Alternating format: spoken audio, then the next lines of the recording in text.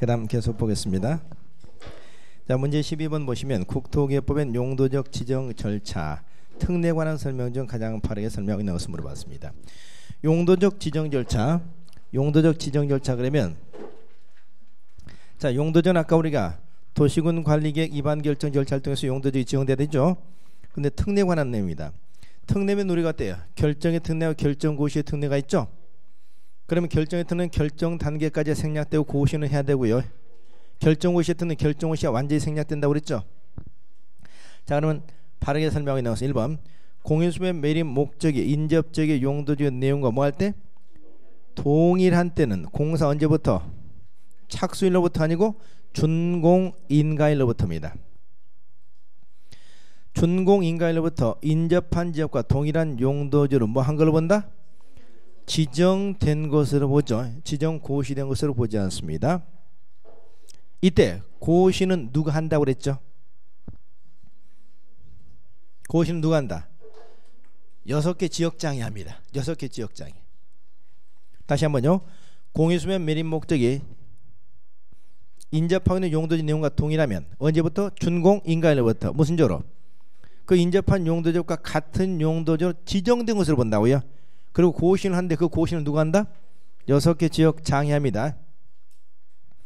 공유수면 매립 목적이 2 이상의 용도지에 걸칠 때는 도시군관리 결정 절차로 용도지를 지정 고시해야 된다. 그렇죠. 2 이상의 용도지에 걸쳤을 때는 도시군관리 결정 절차로 용도지를 지정 고시해야 됩니다. 그럼 앞에 공사 착수이 잘못됐죠. 2번 관리 정하는 토지에 택지개발 촉진면 택지개발지구가 지정되면 국토계획법엔 도시로 결정 고시된 것으로 본다. 맞나요? 자, 관리 정하는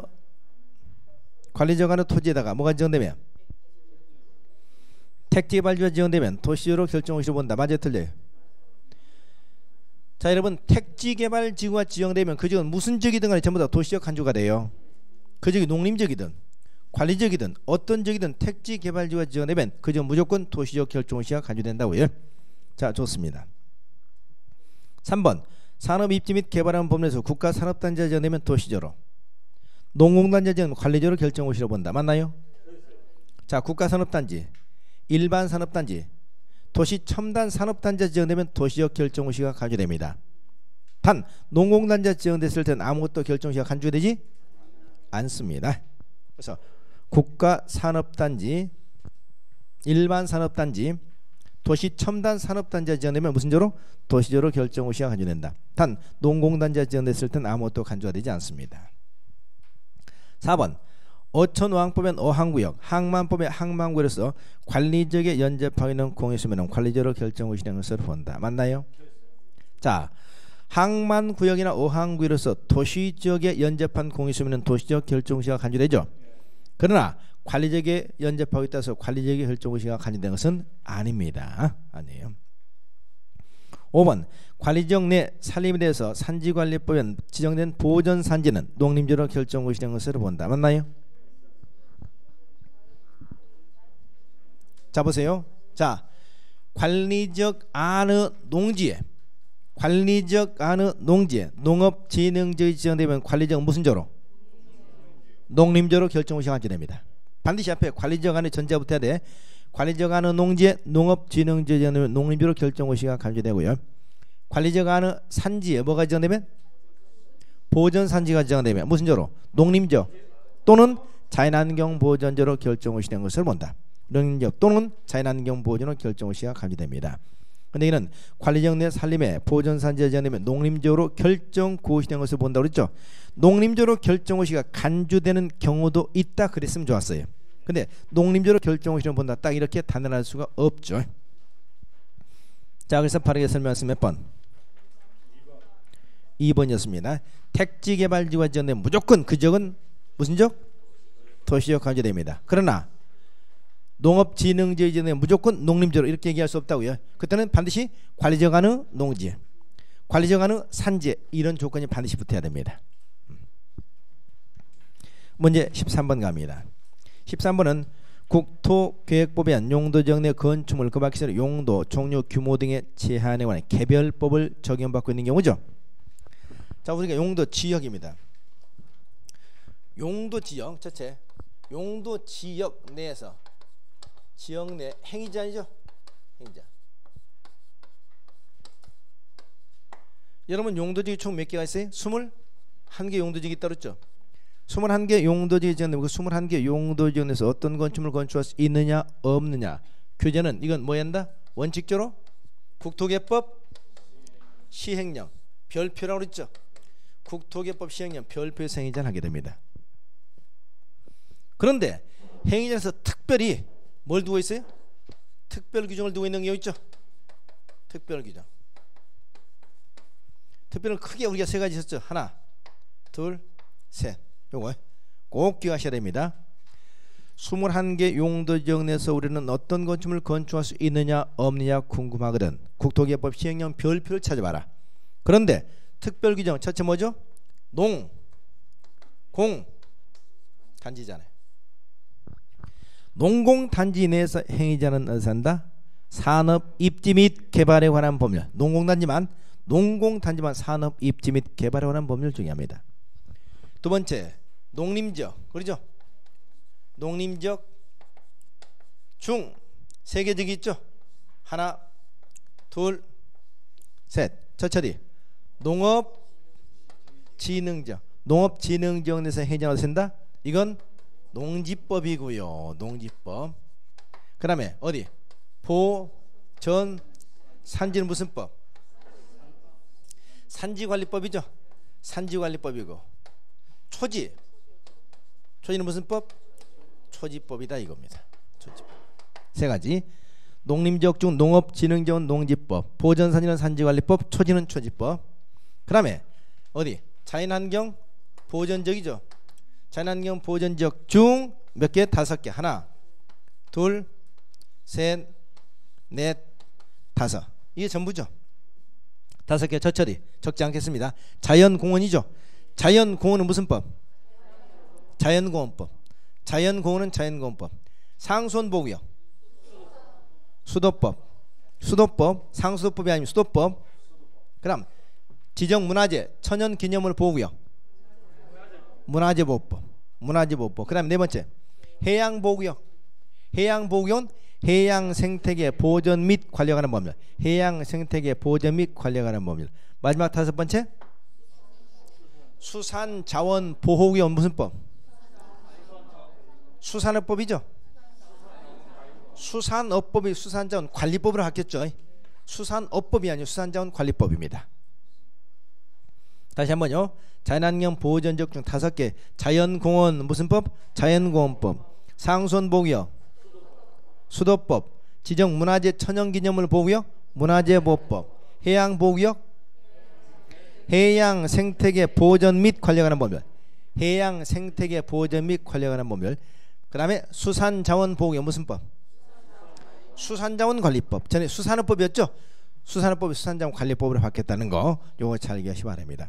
그래서 우리가 이 특별규정 요거 크게 하나, 둘, 셋. 농공단지 하나, 농림지역 중 3개, 자연환경 보전 5개. 반드시 농림지역 중 자연환경 보전이 꼭 들어야 됩니다. 요건 머릿속에 꼭 기억하셔야 돼요. 요거 빼고 나머지 전부 다 국토개법 시행령이다. 우리 공법 실무에서 가장 중요한 게 사실 이거라고 그랬죠. 실무에 나가면. 그래서 용도지역 내에서 행위자는 국토개법 시행령 별표, 그 다음 특별규정을 3가지 꼭 기억하시기 바랍니다. 자, 그러면 13번 바르게 연결하는 물어봤죠.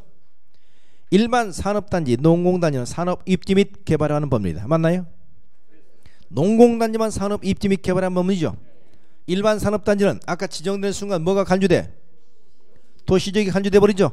도시지역 간주되는 순간 행위자는 국토개법 시행령이야. 국토시행령.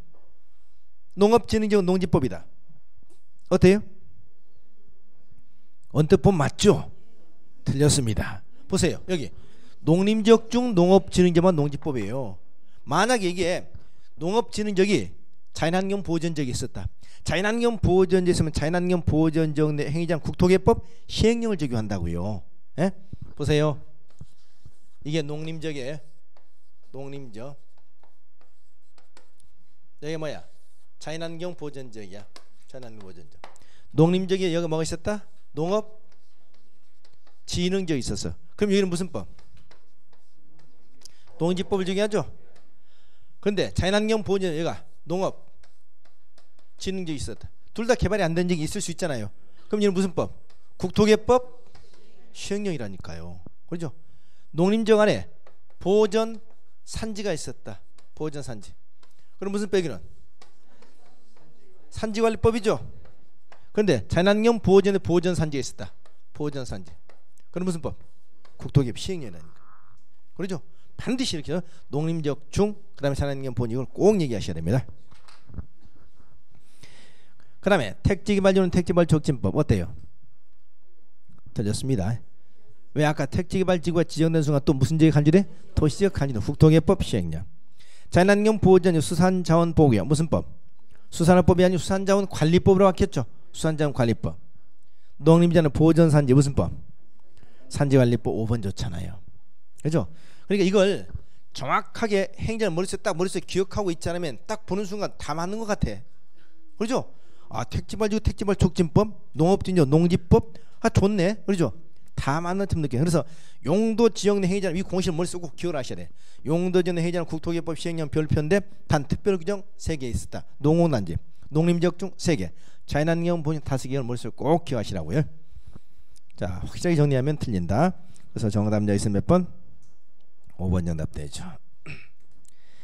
14번은 이제 용도 지역, 용도 지구, 용도 구역 안에서 건축 제한 등 행위자에 관한 설명으로 틀린 것을 물어봤습니다. 이건 이제 이번에 용도 지역, 용도 지구, 용도구역을 다 묶었습니다. 자, 이거 용도 지역 설명드렸죠. 두 번째 용도 지구. 여러분 용도 지구, 용도 지구 내에서 행위자는 어디 삽니까? 용도 지구 내에서 행위자는 용도 지구는 항상 무슨 성격을 갖는다? 국지적 성격을 갖는다. 국지적 성격을 갖기 때문에 행위자는 그 지역이 뭐예요? 조례입니다. 조례. 그런데 조례 말고 또 특별 규정 크게 5가지 있다고 그랬죠. 특별 규정 하나, 둘, 셋, 넷, 5. 그러니까 용도 지구 내 행위자는 국토개법이나 기타 법률에 특별한 규정이 있는 경우를 제외하고는 전부 다 조례잖아요. 그러면 여기서 용도 지구에서 5개 지구 이걸 또 꼭 기억하셔야 되죠. 무슨 지구? 고, 도, 지구. 두 번째 무슨 지구? 공항시설 보호지구.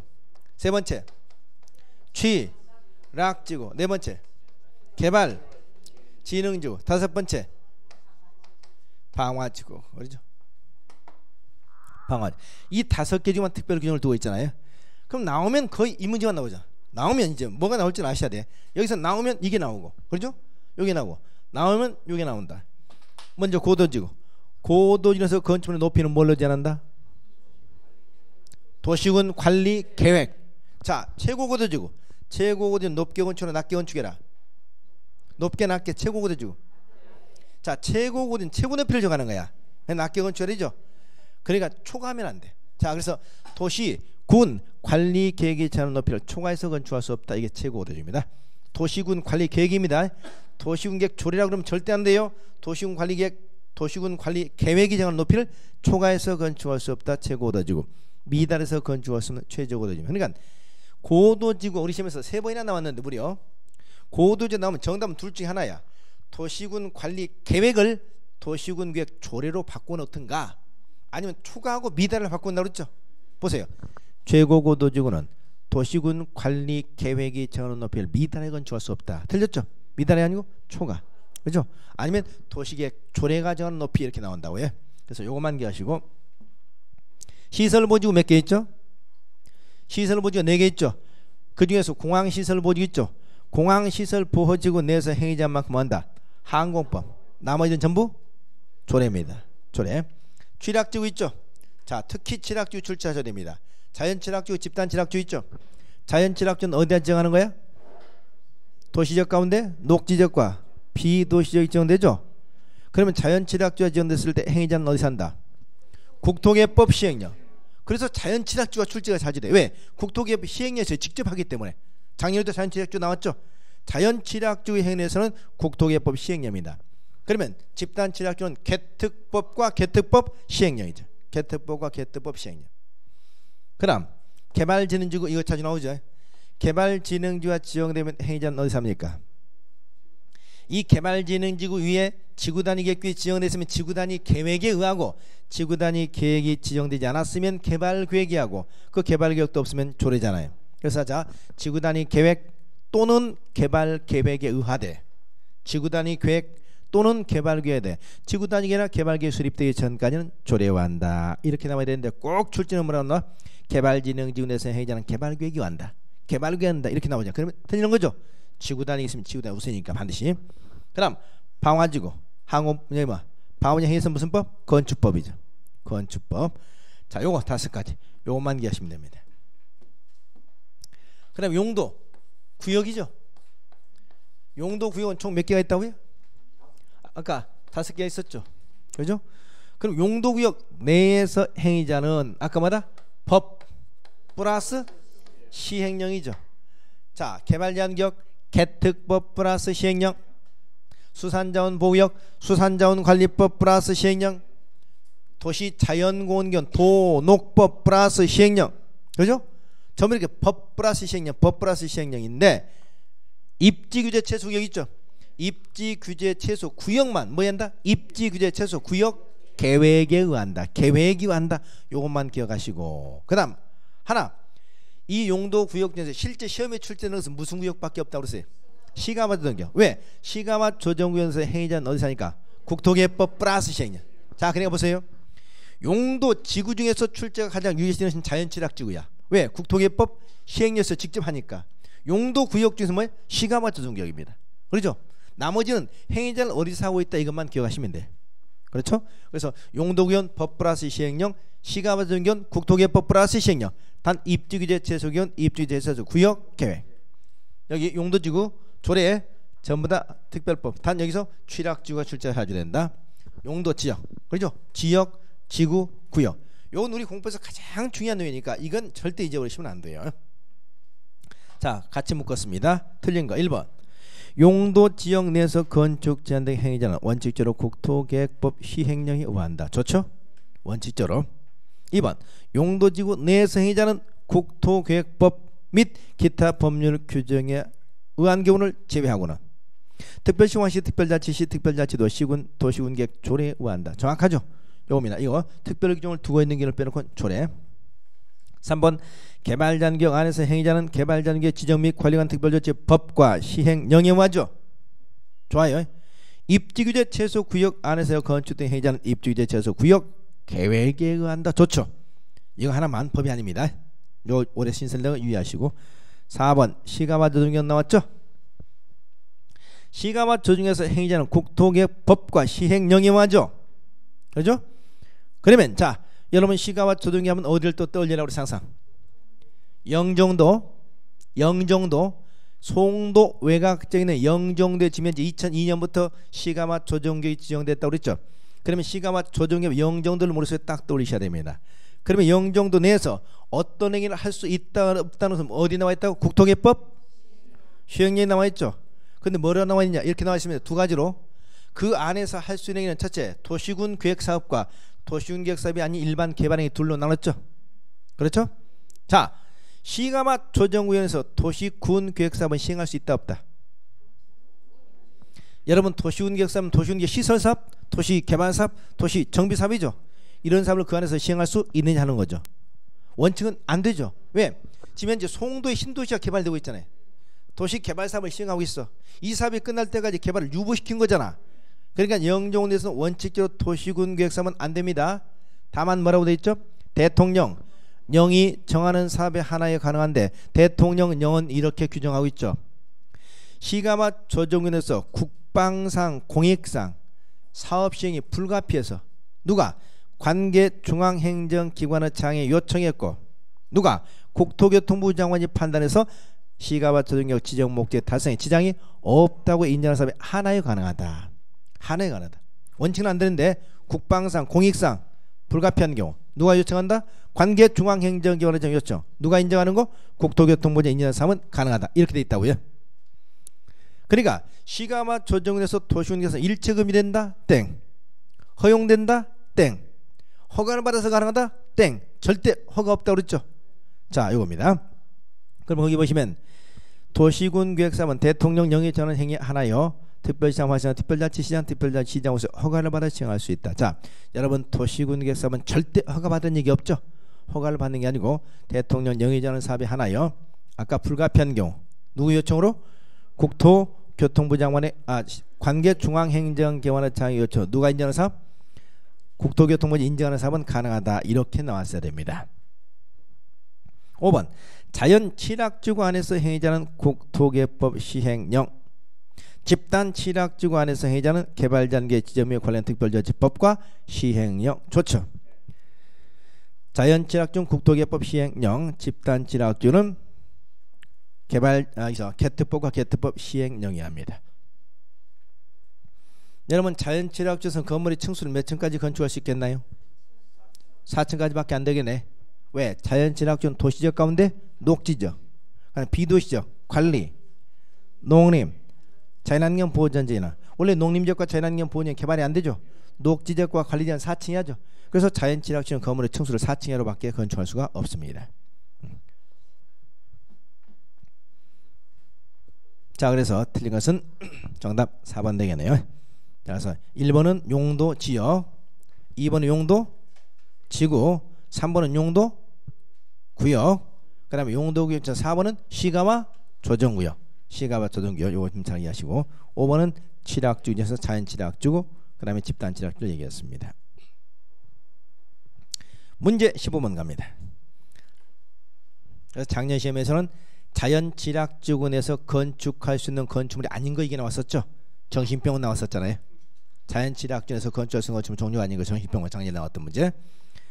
15번은 국토계획법에 따른 기반시설에 관한 설명이다. 가장 바른 설명은? 자, 요건 작년에 이 기반시설과 관련된 문제 무려 2문제나 나왔어요. 2문제. 그래서 기반시설 좀 적어 넣었는데, 여기서 기반시설, 자, 국토개발상 기반시설 종류 약 한 54가지 있다고 그랬죠. 자, 보겠습니다. 1번 도로, 철도, 주차장, 운하는 교통시설에 해당하고, 하천, 요수지, 저수지는 방제시설에 해당한다. 맞나요?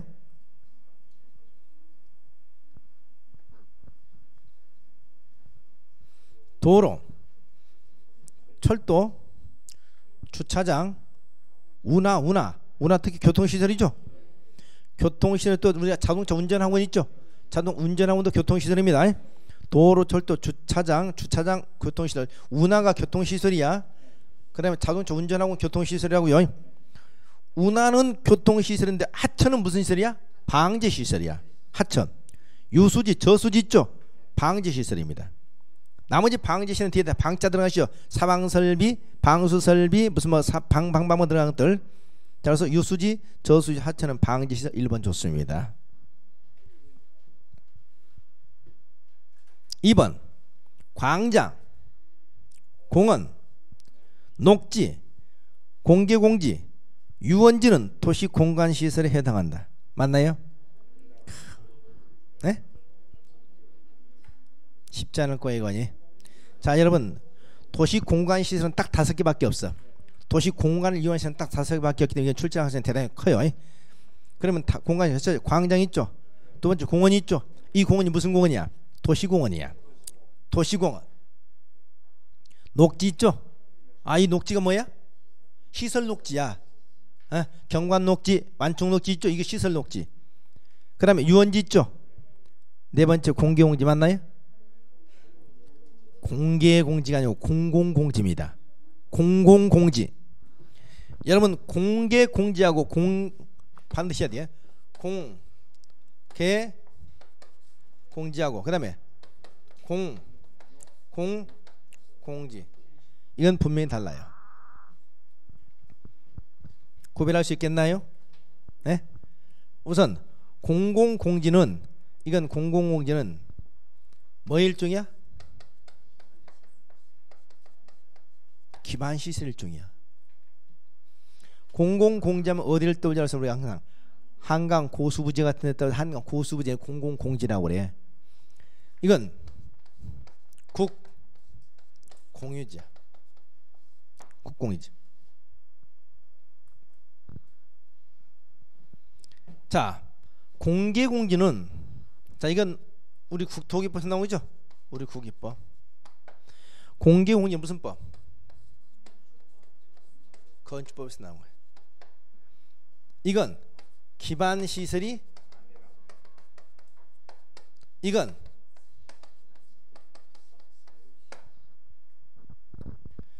공개 공제면 항상 여러분 뭘 기억하세요?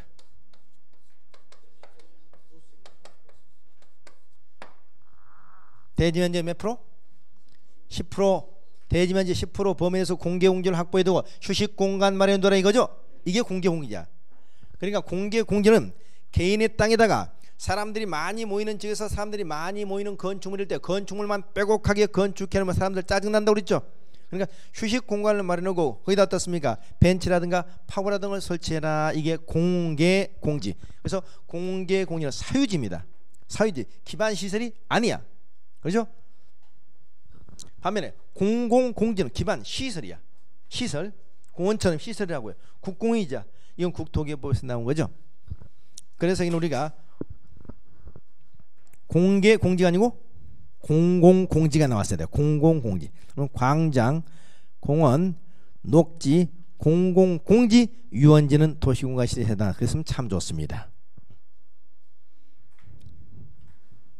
틀렸죠? 3번 수도, 전기 공급 설비, 시장, 공동으로 무슨 시설이다? 유통 공급 시설이다. 좋습니다. 자, 특히 수도, 전기 공급 설비, 그 다음에 시장 있죠. 시장. 여러분 시장을 위에 있는 공간 시설로 포함시키기 쉬워요. 시장 공간 시설이 아닙니다. 뭐다? 유통 공급 시설이에요. 그 다음에 공동구 있죠. 지하 매설구, 공동구도 유통 공급 시설입니다. 유통 공급 시설. 그리고 유통 공급 시설, 수도, 전기 공급 설비, 시장, 공동구 기억하세요.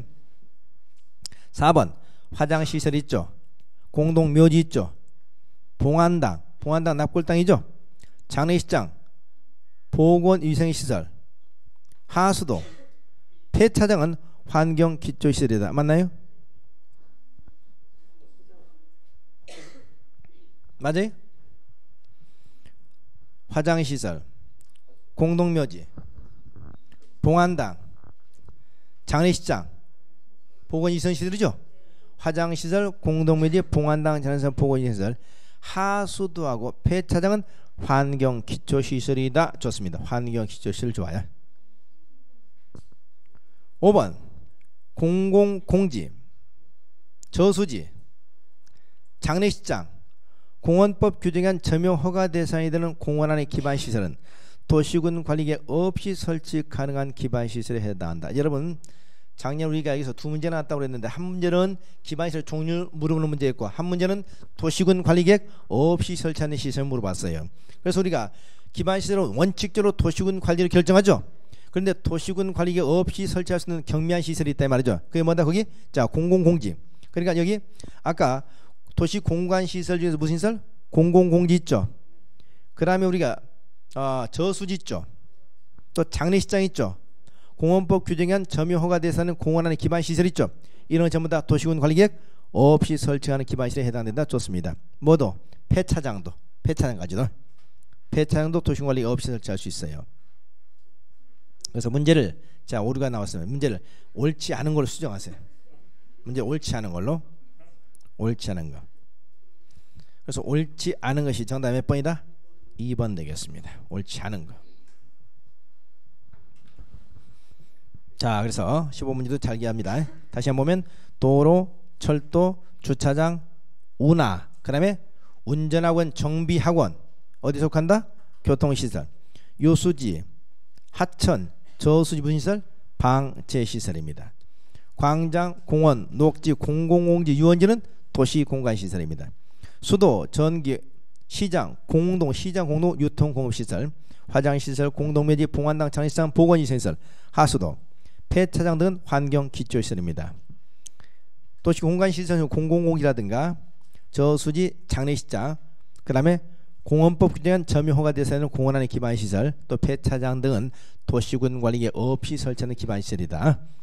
좀 잘 좀 봐두시고 잘 이해가 안 가시면 그 요약집 찾으셔가지고 그거 좀 꼼꼼하게 봐두세요. 작년에서 두 문제나 나왔으니까요. 자, 그래서 정답은 2번 되겠습니다.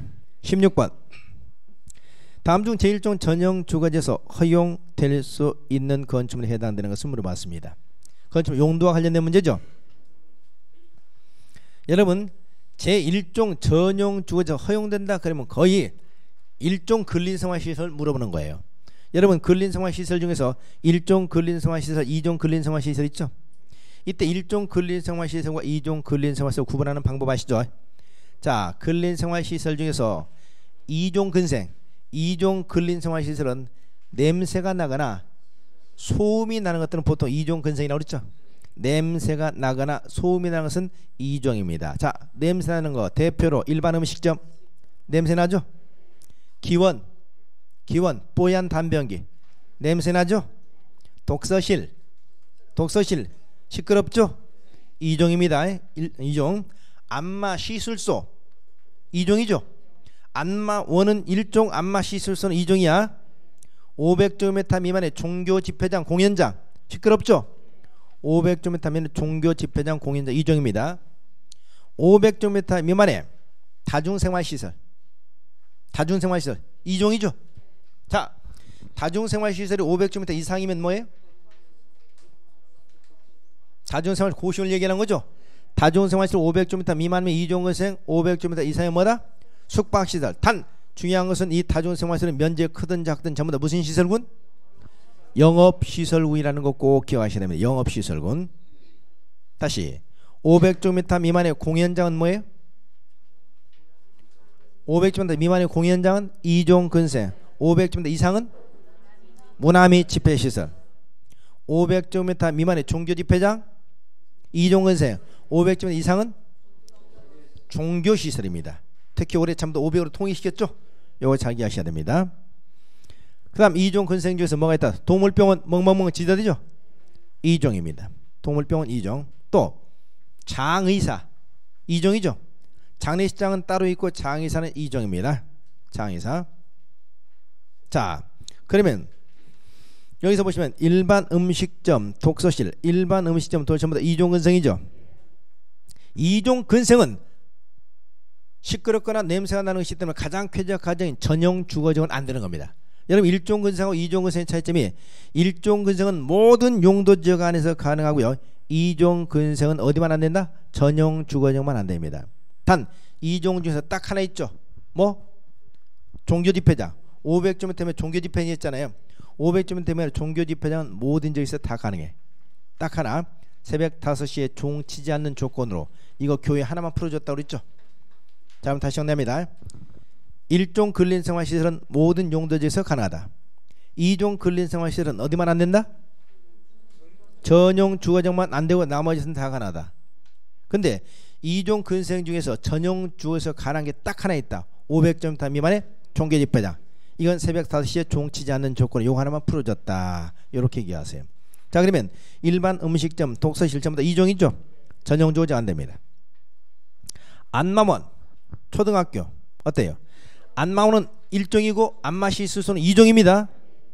안마원 1종이야 되겠네. 초등학교. 자, 초등학교 안 되는 거 딱 두 군데 있다고 그랬죠. 어디? 전용 공업적하고 어디? 전용 공업적. 전용 환경 오염물질이 배출된 전용 공업적만 안 된다고 그랬죠. 초등학교는 전용 공업적만 해내야 안 됩니다. 그래서 초등학교는 여기서 가능해요. 우리가 자연환경 보전전에서 초등학교는 가능하다고 그랬죠. 휴게 음식점. 자, 여러분 휴게 음식점 용도가 뭐죠? 휴게 음식점은 300제곱미터 미만일 때는 1종, 300제곱미터 이상일 때는 2종이에요. 300제곱미터 미만은 1종, 300제곱미터 이상은 2종이라고요. 그럼 200이죠? 이건 1종이잖아요. 다중생활시설 300제곱미터 이건 뭐죠? 500제곱미터 미만은 2종이라고 그랬죠? 그래서 2종. 그래서 다중생활시설 때문에 안 되는 거죠. 단란주점 200제곱미터. 자, 단란주점은 150제곱미터 미만일 때는 2종, 150제곱미터 이상일 때는 뭐죠? 위락입니다. 위락. 150 미만은 1종, 2종, 150 이상은 위락.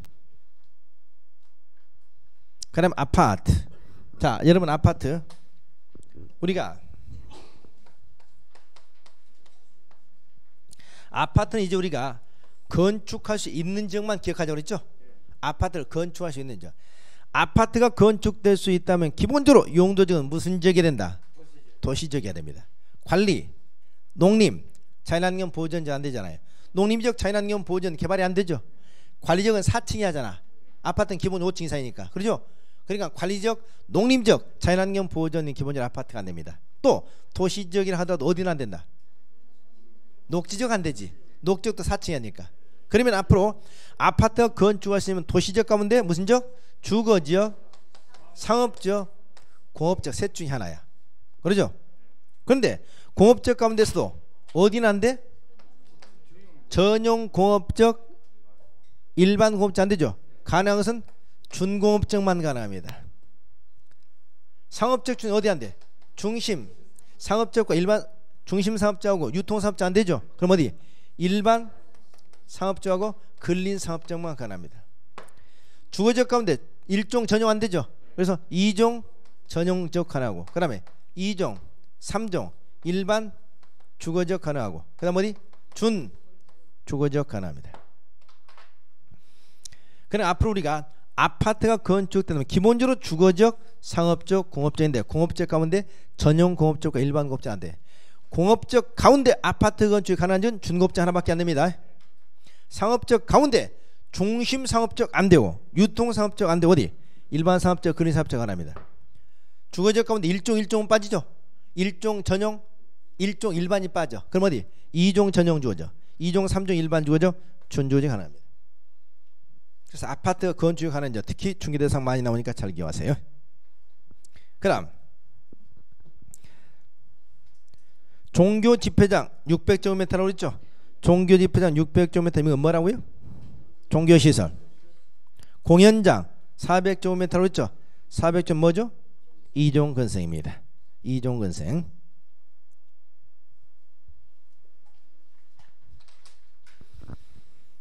자, 그래서 앞으로 기억해야 할 것이 여러분, 특히 용도 중에서 말이죠, 1종 근생과 2종 근생이 있죠. 1종 근린생활과 2종 근린생활 구분하는 문제, 이건 자주 출제됩니다.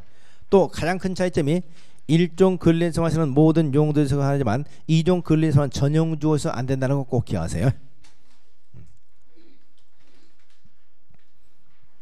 안마원은 뭐라고요?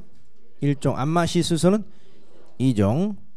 자, 다중생활시설 500 미만은 2종. 500 이상은 숙박시설. 숙박시설. 종교집회장 500 미만은 2종. 2종. 이면서 이거 하나면 어디 가능하다? 전용주에서 가능해. 500 이상은 종교시설. 공연장 500 미만은 2종. 500 이상은 모나미 집회설. 모나미 집회설. 공인중개사 사무실 어디에 속해요? 500 미만은 2종이야. 500 이상은 일반 업무시설입니다. 일반 업무시설. 음식점 종류 4개 나온다 그랬죠? 음식점 종류 4가지. 저차에 휴게음식점 300 미만은 1종, 300 이상은 2종. 일반 음식점 면적 관계없이 무조건 2종. 단란주점 150 미만은 2종, 150 이상은 위락. 위락시설은 오직 어디만 가능하다? 상업적. 위락시설은 상업적밖에 안 됩니다. 그 다음에 유흥주점이 있죠. 유흥주점 무조건 위락. 위락. 학원의 종류 4가지 나온다고 했습니다. 학원의 종류 4가지. 아동용 학원 있죠. 500제곱미터 미만 아동용 학원 시끄럽다 2종 근생. 500제곱미터 이상의 성인용 고시학원 입시학원은 교육연구시설. 교육연구시설. 자동차 운전학원은 자동차 관련 시설. 무도학원은 위락시설. 무도학원은 위락시설입니다. 무도학원 위락시설. 자, 이거 좀 잘 이해하시고요. 의원은 뭐예요? 의원? 한의원, 치과의원, 일종의생. 한방병원, 치과병원은 의료시설. 의료시설. 단 동물병원만 이종의생. 동물병원만 이종의생입니다. 동물병원 이종의생. 오피스텔 어디 속해요? 일반 업무시설. 유소스텔. 유소스텔 수련시설. 수련시설입니다. 콘도 숙박시설입니다. 오피스텔은 일반 업무시설, 유소스텔은 수련시설, 콘도미는 숙박시설이 됩니다. 장의사는 이종의생. 장례식장은 그냥 장례식장. 화장시설, 봉안당은 묘지 관련 시설. 묘지 관련 시설. 묘지 관련 시설. 자, 건축 용도 분류. 자, 17번 갑니다. 18번은 이제 용도집법 건폐율과 용적에 관한 설명인데 옳지 못한 물어봤습니다. 건폐율과 용적률. 우선 여러분 건폐율과 용적률에서 기본적으로 꼭 좀 기억해야 될 것이 건폐율, 용적률 수치 너무 연연하지 말라고 그랬죠. 왜냐? 대부분 건폐율과 용적률이 결국 뭘로 정해지니까? 조례 정해지니까. 그런데 수치를 물어보는 문제 나오면 적어도 이건 꼭 기억하자고 그랬습니다. 첫째, 여러분 어디? 개발이 금지된 지역. 개발이 금지된 지역. 총 몇 개 지역이 있다고 그랬다? 용도적 5개라 총 5+3지역이라고 기억하라고 했습니다. 개발이 금지된 지역. 자, 그럼 용도적 21개 중에서 찾아보면 첫째 어디? 자, 제일 먼저 개발이 금지된 순서를 어디부터 나와야 돼? 자연환경 보호전적. 두 번째 어디? 자연환경 보호전적이라면 항상 습관적으로 보호전관리지역이 나와야 돼. 왜? 보호전관리지역은 자연환경 보호전적 준하는 지역이기 때문에. 그 다음 어디? 농림지역 나와야죠. 농림지역 나오면 또 어디? 생산관리지역이 나와야 되지. 그렇죠? 그 다음에 도시지역 가운데 하나 있죠. 어디? 보전 녹지역. 용도적 21개 지역 가운데 이 5개 지역은 개발이 안 됩니다. 자연환경 보전적, 보전관리지역, 농림적, 생산관리지역, 보전 녹지역. 그렇죠? 이 5개 지역은 개발이 안 된다고. 이 5개 지역에다가 3지역이 있죠. 어디? 용도 지역이 지정되지 않은 지역은 어디를 따라간다? 자연환경 보전지역을 따라가고, 도시지역이지만 아직 세분이 안 된 지역 있죠. 도시지역 16개 세분이 안 된 지역. 그럼 도시지역 가운데 가장 규제가 강은 어디? 보존 녹지지역을 따라고, 관리지역 가운데서 아직 세분이 안 됐다. 그럼 어디? 보존 관리지역. 특히 이 문제 우리 시험에서 세 번이나 나왔습니다. 자, 그럼 앞으로 개발이 금지된 점은 어때? 이렇게 5+3지로 기억하세요. 용도적인 지정이 없는 자연환경 보전지역, 도시지역 가운데 세분되지 않은 보전 녹지역, 관리지역 가운데서 세분의 보전 관리지역을 정의합니다. 그래서 자, 5+3지역. 이 지역은 개발이 금지된다. 건폐율이 전부 얼마? 20. 용적은 얼마? 용적은 80입니다. 20, 80. 거의 건폐율과 용률 수치를 물어보는 문제 나오면 거의 여기서 정답이 나옵니다. 이 8개 지역은 꼭 기억하세요. 두 번째, 그러나 저 지역을 개발하고 싶다. 그러면 거기다 뭘 지정해주면 개발이 가능해져? 개발, 지능, 지구를 지정해주면 개발이 가능해져. 개발 지능지구를 지정해주면 행위자는 어디가 똑같아진다? 계획, 관리지역과 똑같아집니다. 그러면 개발 지능지구하고 계획관리지역은 둘 다 개자 돌림인데 건폐율 얼마? 40. 용적 얼마? 100. 이 두 개 지역 40, 100은 또 꼭 기억하셔야 되죠. 세 번째, 여기 계획관리지역 나오죠? 계획관리지역에 뭐가 지정되면 여기다가 여기다가 계획관리지역에다가 지방자치단체의 성장 관리 방안이 수립됐다. 성장관리 방안이. 그러면 여기서 어떻게 땄습니까? 건폐율과 용적률을 얼마까지? 125% 범위 내에서 뭘 시켜요? 완화시키죠. 완화시킵니다. 완화. 그러면 건폐율이 결국 얼마 된다는 거야? 40 곱하기 1.25니까 얼마? 최고 50. 용적은 100%까지 가능하다는 얘기입니다. 125%까지 건축할 수 있다 그러면 안 돼요. 어떤 사람은 생각 없이 건폐율을 150%까지 건축할 수 있다. 건폐율 150% 말이 돼요? 이건 기본도 안 되는 거지. 건폐율 150%? 건폐율은 100%는 뭐야? 대지나 건축물 꽉 채 건축한다는 얘기죠. 건폐율은 높아야 90이야. 근데 어떻게 120, 130 이렇게 건폐율을 120%에 완화시킬 수 있다. 완화. 그러니까 건폐율 얼마 되는 거야? 50.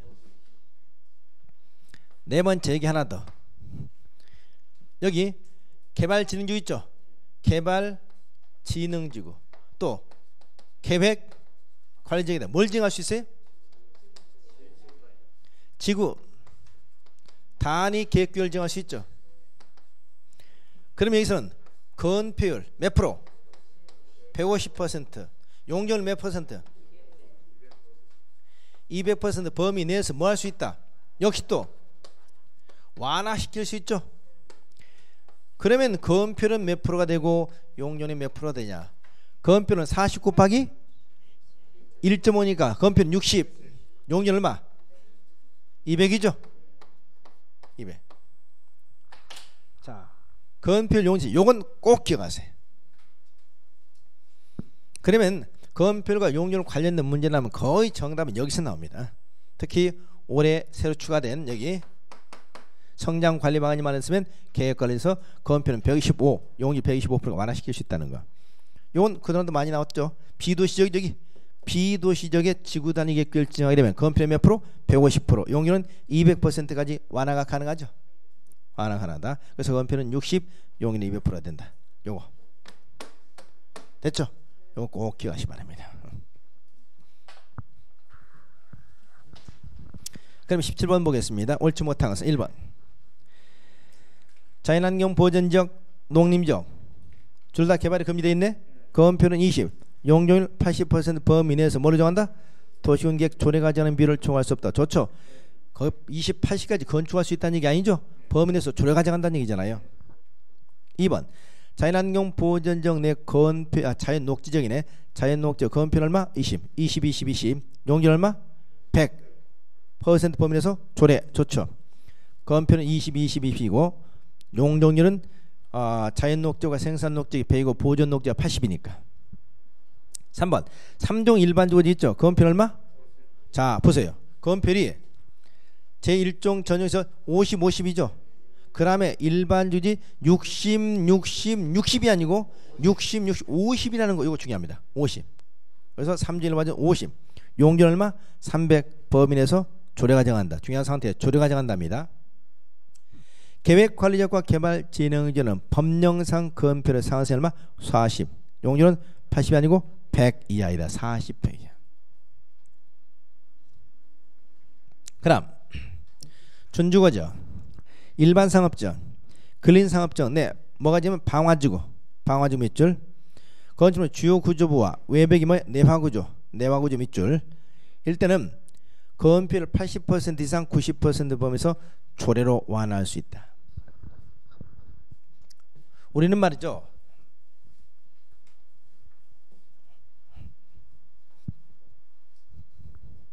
우리 국토기에 보면 건폐율과 용적률을 완화시키는 경우가 있습니다. 건폐율 완화. 건폐율 완화. 그럼 우리 국토부에서 건폐율 완화시킨다. 그럼 건폐율 완화시킨다는 것은 건폐율을 높여준다는 겁니까? 낮춰준다는 겁니까? 더 높여준다는 거죠. 그러면 건폐율을 높여놔서 대지나 건축물 조금이라도 많이 건축하도록 한다는 거죠. 그러면 지역은 어디냐? 땅값이 비싼 지역이겠죠. 어디냐? 상업지역입니다. 그럼 상업지역은 총 몇 개 있죠? 4개. 눈을 크게 뜨면 5개. 준주거지역이 포함되니까 상업지역 5개 지역이 대상이 됩니다. 근데 상업지역 5개 지역 가운데 2군데 빠집니다. 첫째 어디가 빠지냐? 중심상업지역이 빠져. 왜? 중심상업지역 이미 건폐율 몇 프로야? 90이죠? 거기는 너는 갈 때까지 갔어. 더 이상 안 돼. 또 어디가 빠지냐? 유통사업이 빠집니다. 왜? 유통사업 법적 상한선이 80이죠. 근데 유통사업은 가장 시끄럽고 복잡한 지였죠. 여기는 너는 가장 시끄럽고 복잡한 너는 좀 빠져라. 그래서 중심상업지역과 유통상업지역 두 군데를 빱니다. 그럼 어디? 준주거지역하고 그 다음 어디?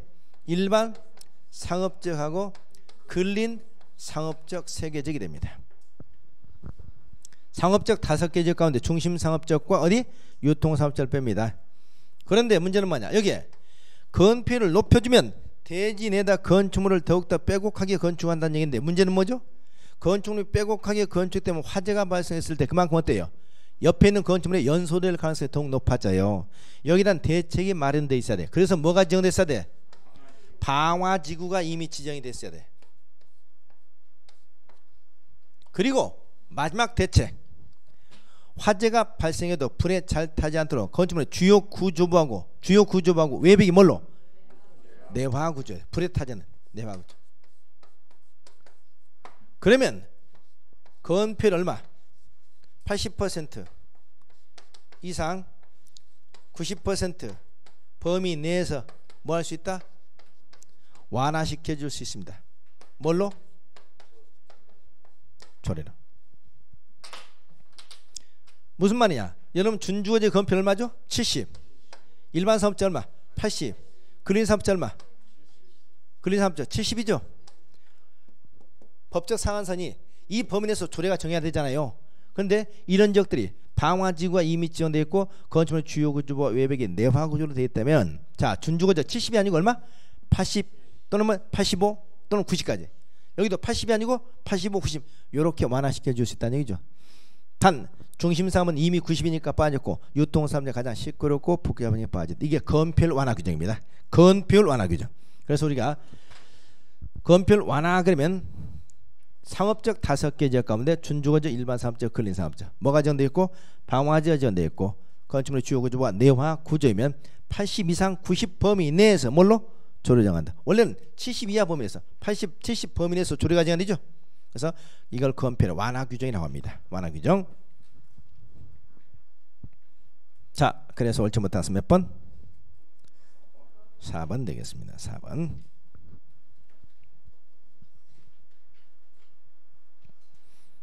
자, 문제 18번 하나 더. 대지 면적이 1000제곱미터인 대지의 각층 바닥 면적 얼마?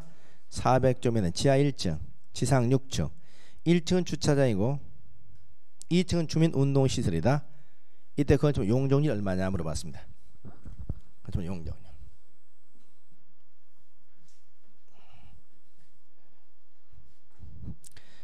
자, 용적률은 대지 면적분의 뭐라고요? 연면적이라고 했습니다. 연면적. 이때 연면적 네 가지를 빼준다고 했죠. 첫째 뭐? 지하층 빼준다. 두 번째 부설 주차장 빼주죠. 그 다음에 피난 안전구역 빼주죠. 그 다음에 경사진 지붕 아래에 설치한 대피공간 빼주죠. 곱하기 100을 해줍니다. 단 여기서 좀 깊게 들어가면 여러분 유의해야 될 점, 주민 공동이용시설 있죠. 공동이용시설은 포함시킨다 제외시킨다? 포함시키는 걸로 개정이 됐죠. 공동이용시설은 포함시킵니다.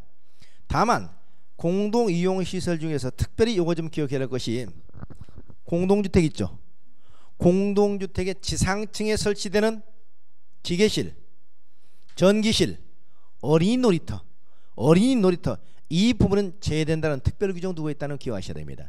그러니까 어린이 놀이터가 일종의 주민 공동이용시설 일종이죠. 그런데 이 어린이 놀이터가 어디에? 공동주택에 존재하고 있고 지상층에 설치되어 있을 때, 다시 한번 공동주택이 어디에? 지상층에 설치되어 있는 기계실, 전기실, 어린이 놀이터는 바닥면적 산지에서 제외된다라고 하고 있습니다. 자, 그럼 여기는 대지면적이 얼마라고요? 대지면적이 1000제곱미터죠. 1000제곱미터면 일단 어때요? 자, 지하 1층 있죠. 지하 1층 빼고 지상 6개 층이죠. 근데 1층은 주차장이죠. 1층 빼야 되겠네. 2층 주민운동시설이죠. 주민운동시설 이건 포함시켜야 되겠죠. 그러면 2, 3, 4, 5, 6 5개 층이죠. 한 층이 얼마? 400, 5, 4? 2000이 되겠죠. 2000 곱하기 100 하니까 용률은 몇 프로? 용률은 200%가 됩니다. 용률 200%는 무슨 뜻이에요? 용률 200%는 무슨 뜻이다? 대지 면적에 대한 연면적 비율이 최고 2배 이하다. 대지 면적에 대한 연면적 비율이 2배다. 그러니까 대지 면적의 2배까지 연면적을 건축할 수 있다는 얘기죠. 대지 면적의 2배까지 연면적을 건축할 수 있다. 이때 연면적은 뭐라고? 바닥 면적 합계죠. 그럼 바닥을 얼마나 고정시키냐에 층수가 나오잖아요. 그렇죠? 대지 면적이 1000이죠. 대지 면적이 1000이니까 용률 200%면 연면적 얼마다? 연면적 2000이라는 얘기잖아. 연면적 2000은 바닥 면적 합계죠. 근데 바닥을 얼마로 고정시키냐 해서 층수가 나오지 않습니까? 이게 용적률 개념입니다. 용적률 개념. 자, 여기까지 하시고요. 식사를 아예 하고 할까요? 좀 하고 오늘 뭐 6시까지 할 거니까 일단